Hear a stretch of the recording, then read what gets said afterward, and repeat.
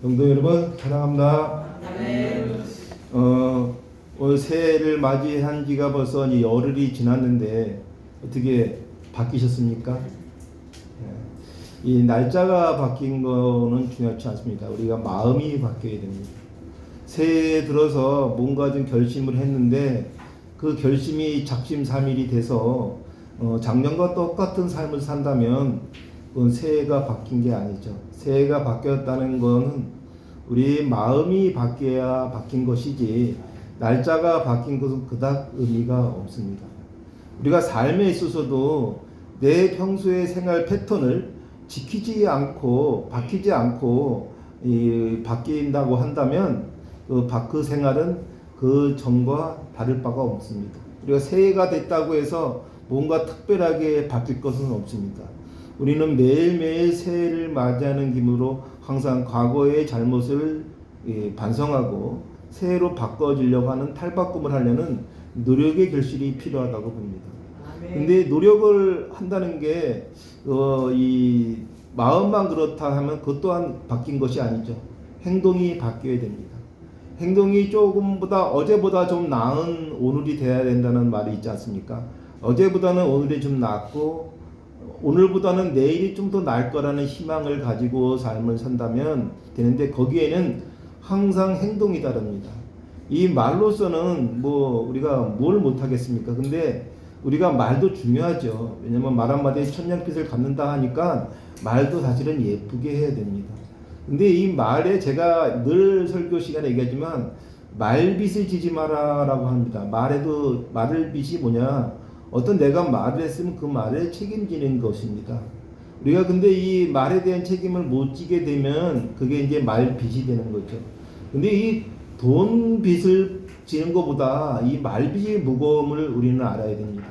우리가 하나님을 믿는다 하면서 하나님의 믿음에 우리가 성실한 그 삶을 살았는가, 그것이 어느 정도 금전적 물욕이나 이런 것보다도 혹시 더 우선시하지는 않았는가 우리가 한번 생각해 볼 필요가 있습니다. 은혜를 받는다. 그 은혜를 받는 것은 행동이 따르지 않는 것은 은혜가 있을 수 없습니다. 제가 늘 성도들 간에 인정받으려고 하지 마라. 하나님께 인정받으려고 노력하라라고 제가 말씀을 드립니다. 하나님께 인정을 받으려는 것은 다른 게 아닙니다. 누가 알아주지 않아도, 누가 인정해주지 않아도 내 표대가 정확하게 방향성을 읽고 있다면 그거는 그 방향성대로 가게 돼 있습니다. 은혜를 줄까 안 줄까 의심하는데 그 은혜가 오겠습니까? 은혜 오지 않습니다. 근데 내 행동에 올바르게 표대를 향해 간다면 하나님의 은혜가 반드시 올 거라는 믿음과 그 믿음에 대해서 누군가에게 인정을 받으려는 게 아니라 오직 주 하나님께 인정을 받으려는 그 마음 자세를 가지고 있다면 그것은 분명히 은혜가 저는 올 거라고 믿습니다. 은혜가 우리는 다 은혜를 받고 싶어하고 은혜에 대해서 칭송을 하죠. 그런데 우리가 은혜라는 것은 얘가 늘 말하지만 우리는 성도를 통해서 은혜를 받게 돼 있습니다. 내 옆에 있는 사람을 가장 중요시 여길 때 그 은혜가 옵니다. 그러면 내 옆에 있는 사람은 가족이죠. 가족을 통해서 은혜가 오고 어떤 경우에는 가족에게 반목되어 있으면 그 다음에는 이웃을 통해서 은혜가 또 오기도 합니다. 그런데 이 교회에서 교인들로 인해서 은혜가 온다면 그거야말로 성령 충만입니다. 그 교인들이 우리가 보면은 먼데 있는 친척보다 가까이 있는 이웃이 낫다는 말도 그런 거 아니겠습니까? 근데 더더욱 하나님의 은혜를 받고자 교회에 모인 성도들은 더더욱 그 은혜의 그 충만함이 저는 있을 거라고 봅니다. 성도 여러분, 우리가 가끔 보면은 성도들 간에 이 반목이 생기고 좀 눈꼴 새놨고 좀 보기 싫은 성도들이 내 눈에 항상 있습니다. 근데 그거는 우리 교회에만 있는 게 아니라 어디를 가나 있습니다. 학교를 다녔을 때도 분명히 미웠던 친구가 있고 회사를 다녀도 꼴보기 싫은 직원이 있을 수 있고 간부가 있을 수 있지 않습니까? 그러니까 어디든지 있어요. 근데 이 교회에도 당연히 없을 수가 없죠. 그런데 그 교인이 미워한다면 교회에 나올 이유가 없어요. 하나님을 우리가 예수님을 닮아가려고 하나님의 은혜를 받고자 하는 자가 누구를 미워하거나 시기하나 질투한다면 전혀 이 교회의 사명에 이 뜻을 행하지 않는 거죠. 하나님 말씀을 뭐 잘 외워서 이 성경 구절을 잘 읽는다고 그게 대단한 그 성도가 되는 건 아니지 않습니까? 제가 항상 그러죠. 모모토 뭐냐면 공부도 잘하고 인성도 좋아야지. 공부만 잘하는 애가 인성이 없으면 그거 공부 잘한다 해도 뭐에다 쓰겠습니까? 운동만 잘하는데 몸을 아낀다면은 그 육신 뭐에다 쓰겠습니까? 우리가 모모도가 아니라 모모도가 돼야지 모모만의 삶은 살면 안 됩니다. 교회만 열심히 다니고 이웃을 멀리 한다면 그 교인을 모르고 누가 전도자라고 할 수 있겠습니까? 교회도 다니고 신앙생활도 열심히 해야 되죠. 이 자식 간에도 관계도 그렇죠. 공부만 잘하는 아들이 뭐 예쁘겠습니까? 공부도 잘하고 부모 말씀도 잘 듣는 아들이 돼야 되겠죠. 우리가 이 사업을 할 때도 늘 그래요. 열심히만 하면 소용이 없습니다. 열심히도 하고. 우리가 그 열심히만 한다고 해서 모든 게 되는 거라면 서울대 나온 그 이 경제학 박사가 대기업 총수가 된 경우가 있습니까? 없습니다. 쌀장 사던 사람이 대기업 총수되고 고물장 사던 사람이 대기업 총수됩니다. 우리가 이 학력으로 이 평가하는 것도 웃긴 거죠. 학력뿐만이 아니라 우리가 재력도 마찬가지입니다. 재력이 있다고 봉사를 하고 사나요? 그렇지 않습니다. 옴지 살면서도 이웃을 돌보고 이웃에게 봉사하는 사람 참 많습니다. 제가 이 교회를 다니면서 제 유튜브에 제가 어떤 이 직분에 대해서 한번 얘기한 적이 있어요. 목사나 권사나 뭐 장로나 그 직분이 그렇게 중요치 않다라고 설교를 한 영상이 있었는데 그 영상을 보고 어떤 분이 댓글을 달았어요. 이게 믿는 사람들은 그 말씀을 이해하나 안 믿는 사람이 말씀에는 좀 오히려 교회에 욕이 되지 않을까 하고 걱정이 된다는 댓글을 저에게 남기시더라고요. 맞습니다. 근데 제 말 뜻은 항상 이 오해하시는 경향이 많아요. 제 말 뜻은 조금 더 깊게 생각하실 필요가 있습니다. 제가 직분을 무시하는 게 아닙니다. 근데 그 말씀을 받아들일 때 이 비신자들이 볼 때는 그 직분에 대해서 그렇게 폄하하는 것이 아닌가 하고 걱정을 하시더라고요. 제가 왜 직분을 무시하겠습니다. 그렇지만 직분을 가진 자가 겸손해야 된다는 얘기를 말씀드리는 거거든요. 핵심은 그거지 직분을 무시하는 거가 아닙니다. 제가 왜냐면 다시 한번 이 유튜브에서 제가 그렇게 얘기한 거에 대해서 말씀하시는 거에 대해서 생각해 본 겁니다. 제가 직분을 가진 집사나 권사나 이런 목사를 무시한 게 아니에요. 그분들은 그분대로 열심히 신앙생활을 얻은 직분이고 직책입니다. 제가 말하는 거는 그 사람이 그 가짐을 가졌지 아니하고 그 지위를 가졌지 아니하는 낮은 자세로 살아야 된다는 말씀을 드린 것이지 그 직분 자체에 대해서 폄하하거나 무시한 것이 아닙니다. 그러면 우리의 삶도 그래요. 우리가 권력을 가진 자가 그 권력을 내려놓을 때 그 권력이 더 돋보이는 거 아니겠습니까? 권력을 졌다고 마음대로 휘두름으로 생기는 것은 우리가 최근 정치에서도 많이 보지 않았습니까? 권한이 있다고 해서 계엄을 했기 때문에 그 문제가 사단이 난 거죠. 권한은 분명히 있습니다. 하지만 그 권한을 다 활용하는 것이 오히려 본인을 파국으로 몰아서 이렇게 이 감옥 생활까지 가지 않습니다. 그러면 본인의 신념과 전혀 다른 길로 간다는 거죠. 본인의 권한이 있어도 그 권한을 다 환생하지 않을 때, 아낄 때 우리는 이 좋은 결과를 맞을 수가 있고 평탄하고 평안의 길을 갈 수가 있다고 봅니다. 우리가 밥을 할 때 밥을 이빠이 할 수 있을 만큼 최대로 하게 되면 어떻게 됩니까? 밥이 제대로 안 되죠. 적당하게 항상 우리는 인생을 살 때 팔부의 책임을 채우는 삶을 살아야 됩니다. 이렇게 만땅을 채우는 삶을 살면 뭐든지 사단이 나고 고장이 나고 불편해집니다. 우리가 좀 이 비움이라는 거는 다 비우라는 얘기가 아니라 좀 여유 있게 들어갈 만한 공간을 채워놓는 것을 비움이라고 하는 겁니다. 나 다 내려놨어요. 그건 거짓말이죠. 그렇지만 내려놓으려고 노력합니다라는 게 맞는 얘기죠. 우리가 제가 40을 먹은 사람들한테 제가 충고를 안 한다고 그래서 40 넘은 사람한테 별로 충고를 하지 않아요. 왜냐? 40이 되면은 이 자기 고집이 확고하게 돼서 밖에서 아무리 쑤셔 넣어도 들어가지가 않아요. 그래서 좀 비어있는 20, 30대를 제가 이 충고를 많이 합니다. 그리고 20, 30대를 가장 좋아해요. 왜? 체험이 비어져 있으니까 채울 수 있는 공간이 있어요. 근데 자꾸 나이가 먹으면 먹을수록 자기의 생각에 갇혀 있어서 남의 생각을 안 집어넣어요. 그냥 내 생각이 옳고 오히려 내 생각을 상대에게 강요만 하려고 해요. 그냥 상대가 어떤 말을 했으면 그 말의 의미가 무엇일까 한 번쯤은 곱씹어 볼 만도 한데 안 곱씹어 봐요. 무조건 내 기준에 안 맞으면 틀렸다라고 지적질만 한다는 거죠. 제가 왜 지적을 지적질로 격한 표현을 썼냐면 그건 지적질이에요. 우리가 충고도 상대가 받아줄 수 있는 마음이 열려있을 때 충고죠. 마음이 열려있지 않은 충고는 뭡니까? 비아냥이고 갑질이고 상대를 무시받는다고 생각을 하는 거거든요.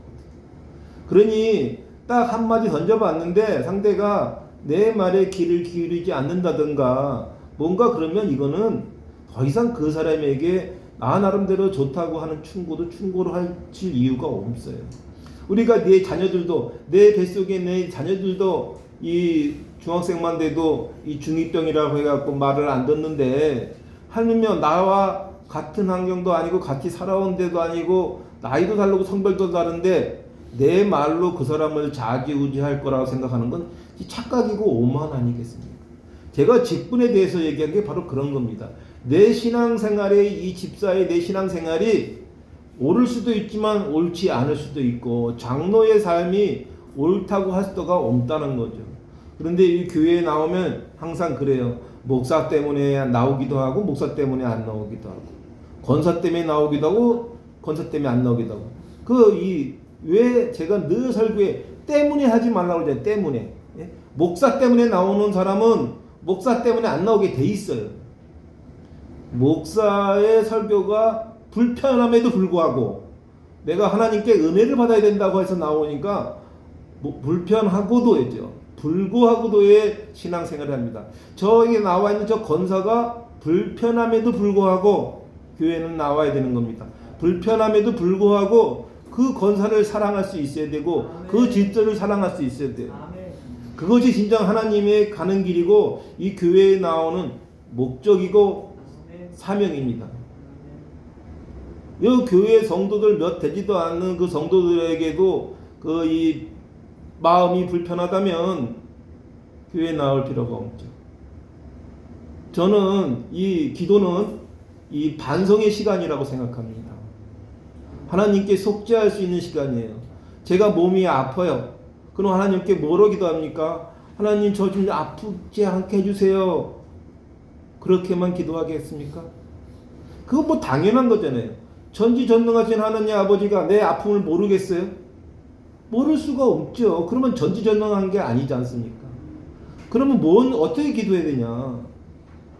저같이 아픈 사람들이 아프지 않게 해주십시오. 저 같은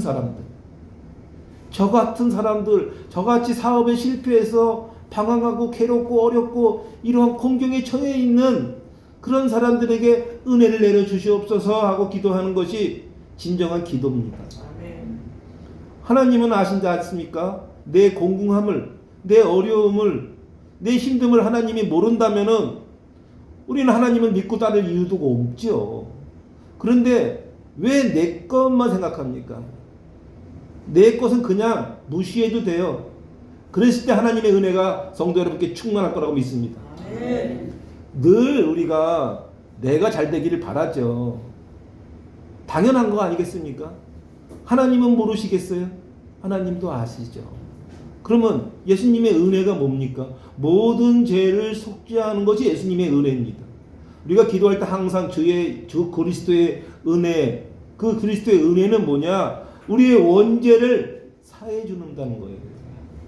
우리 육신으로 태어난 인간의 육신으로 태어난 이 원죄의 죄를 예수 그리스도께서 죽음으로써 우리에게 사해줬고 우리가 부활로서 성령의 임재돼서 담대하게 살아가라는 그러한 메시지가 실려져 있는 거죠. 우리 기독교의 본질입니다.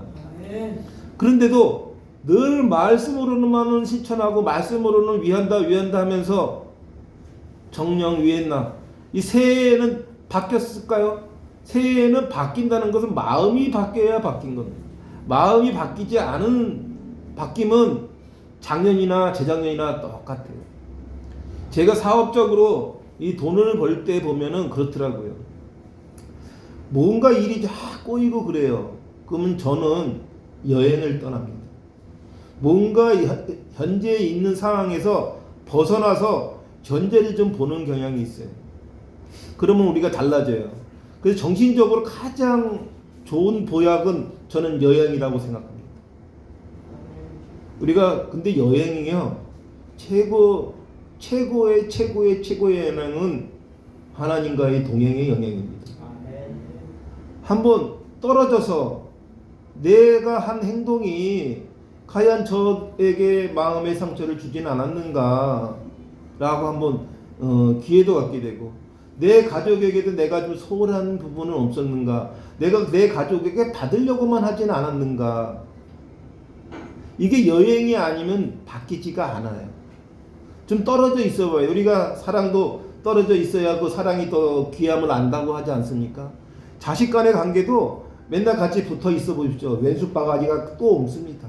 그런 왼수바가지가 없어요. 근데 떨어져 있다 보면 그 믿던 남편도 예쁜 구석이 보이죠. 마누라도 그래요. 같이 있을 때는 좀 미련 곰투이 같은데 떨어져 있다 보니까 참 그 여자의 그 귀한 마음을 알게 되는 거죠. 우리가 가까이 있으면 그 귀함을 못 느껴요. 단 10분도 못 쉬면 우리는 죽습니다. 근데 여러분 공기의 고마움을 알고 사십니까? 아니잖아요. 당연하게 이 널리 흐레 빠진 이 공기를 감사하다고 살지는 않잖아요. 물은요 일주일을 안 마셔도 죽지 않습니다. 근데 물은 반나절만 안 먹다가 먹어도 그 물이 꿀맛같이 하면서 물에 대한 고마움을 하래요. 아니 10분도 못 쉬면 죽는 이 공기는 그렇지 않으면서 입에 들어가는 물은 그렇게 또 감사하게 느끼니 그 인간이 얼마나 이 감사함에 젖어 사나. 흔한 것이 귀함을 알아야 되는데 흔한 것은 귀한 것이 아니라는 생각을 가지고 있어요. 흔한 게 귀한 겁니다. 우리가 흔하기 때문에 하나님의 그게 은혜인 거예요. 모든 사람이 편안하게 하는 게 우리가 하나님의 은혜에서 제가 지난 시간에 공평과 평등에 대해서 얘기했잖아요. 하나님은 우리에게 공평한 주신 것도 마찬가지지만 하나님이 우리에게 평등하게 주신 것도 많아요. 돈이 있는 사람이나 없는 사람이나 똑같이 공기를 주셨고 돈이 있는 사람이 없는 사람이 똑같이 마실 물을 주셨고 가장 중요한 돈이 있는 사람이나 없는 사람이나 똑같은 시간을 주셨다는 거예요. 똑같은 시간. 그래서 저는 돈을 날리는 것보다 더 억울한 게 시간을 날리는 겁니다. 성도 여러분, 시간은요 다시 되돌아올 수가 없어요. 내가 봉사를 하지 않고 지나버리면요 나 나중에 봉사하게 그거 소용없지요. 그때 나인 now 그때 봉사하지 않으면 다음에 봉사할 기회는 없는 겁니다. 오늘 내가 며칠을 굶고 나중에 밥을 먹으면 그 며칠 밥 먹은 게 다 통화지는 게 아니지 않습니까? 아침을 한번 굶으면 평생 아침 굶은 겁니다. 점심을 굶으면 그날 아침 점심을 굶었는데 저녁을 먹었다고 아침 점심 먹었다 할 수 있나요? 그냥 저녁을 많이 먹은 거죠. 우리가 기도도 그래요. 기도도 그냥 아침 점심 기도 안 하고 저녁만 기도하면은 기도 다 한 건가요? 우리가 교회에 내가 아침에 그 기도를 하는데 아침 기도도 마찬가지예요. 아침 기도 집에서 했으니까 아침 기도 한 건가요? 그러면 교회도 나올 필요 없죠. 교회도 집에서 하나님한테 열심히 그 기도 드리면 되지 교회는 굳이 왜 나오겠습니까? 제가 아침 기도를 나오라고 하는 얘기가 아닙니다. 왜냐면 환경적으로 나오기가 힘들어요. 아침에 날씨도 깡하고 오히려 나오다가 낙상이나 할까봐 저는 안 나오길 더 바랍니다. 괜히 오다가 낙상하면 제가 마음이 얼마나 더 아프겠어요. 네? 그런데 아침 기도를 나오는 거가 그닥 또 중요한 것도 아니라는 걸 말씀드리는 거예요. 이게 말이라는 게 생각으로 이 말을 전달하다 보니까 제가 이 실언적인 말들을 하는 것 같아요. 근데 성도 여러분, 우리가 매일 소통을 하면요, 그 사람 눈빛만 봐도 알잖아요. 근데 소통을 안 하면요, 또 말을 곡해를 하면은 자기 방식대로 해석을 해요. 그래서 싫어지고 미워지는 거예요. 저 사람이 저런 행동을 했으면 왜 했을까라고 한번 생각해보고, 저런 말을 했으면 참 가당치도 않은 말을 했는데 왜 그런 말을 했을까, 한 번쯤은 예수를 닮아가는 삶을 사시길 바랍니다. 아멘. 우리는 남을 위하고 잘 되기를 바란다 하지만 막상 남이 잘 되면 배가 좀 아파요. 제가 나보다도 뭐 얼굴도 예쁘지 않았는데 좋은데 시집을 갔어. 그러면 좀 배가 아프지. 쟤 나보다 열심히 일한 것 같지도 않은데 쟤는 나보다 좀 잘 살아. 나는 그렇게 열심히 노력했는데도 전세방을 못 벗어나는데 쟤는 그닥 노력도 안 한 것 같은데 강남에 산단 말이지. 저 뭐가 그랬을까? 우리 성도 여러분, 그게 뭘까요? 은혜입니다. 열심히 일한다고 부자 된다 그러면 세상 사람, 가난한 사람 다 열심히 일을 안 한 걸까요? 그거 아니에요. 우리 믿음의 길이 바로 그런 겁니다. 우리가 첫째적으로 자기 자신의 죄를 용서받을 수 있는 기도를 하셔야 됩니다. 아멘. 나에게 은혜를, 복을 내려주십사 하는 기도가 아니라 내가 무심코 저지른 내 죄를 하나님께 고백하는 기도를 하셔야 됩니다. 아멘. 그러면 그 죄가 사해짐과 동시에 반대로 은혜가 내려지는 거예요. 뭐를 바라는 옵션의 기도가 아니라 내 죄를 정죄하는 기도를 하시길 바랍니다. 다음에 그 기도가 말씀 위에서 새로운 삶을 살 수가 있는 거예요. 성도 여러분, 우리가 일주일 교회에 와셔서 성경 구절 한 구절을 읽는 것이 중요한 게 아니라 생활 속에서 이 성경책을 끌어안시기를 축원합니다. 아멘. 저희가 제 그 사담으로 저희 이 죽은 아내가 가톨릭 신자로서 그 집사람은 암 투병 10년 동안 성경책을 한 번도 놓은 적이 없어요. 천주교는 그 묵주라고 해갖고 염두처럼 돌리면서 이 기도를 하는 게 있습니다. 이 스님들이 그 묵주 돌리듯이, 염주를 돌리듯이 천주교는 묵주라고 그래요. 묵주를 돌리면서 성호경을 긋고 이제는 이 기도를 하면서 계속해서 반복되는 그 언어로 이제 기도를 합니다. 그거를 아침 저녁에 늘 합니다. 늘.